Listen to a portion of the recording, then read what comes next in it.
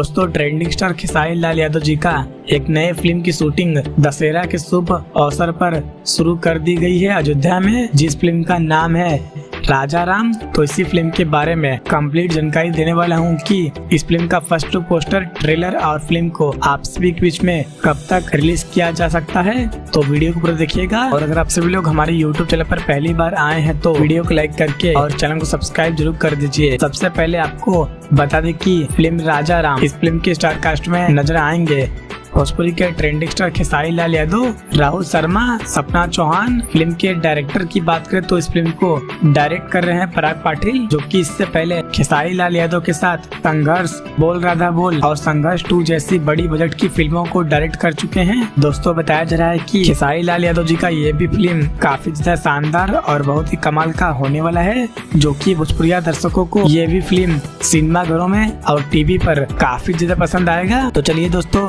बता दें कि इस फिल्म का फर्स्ट लुक पोस्टर, ट्रेलर और फिल्म को आप सभी के बीच में कब तक रिलीज किया जा सकता है। तो दोस्तों आपको बता दें कि फिलहाल में इस फिल्म की शूटिंग अयोध्या में शुरू की गई है और अभी 1 से 1.5-2 महीने तक इस फिल्म की शूटिंग की जाएगी।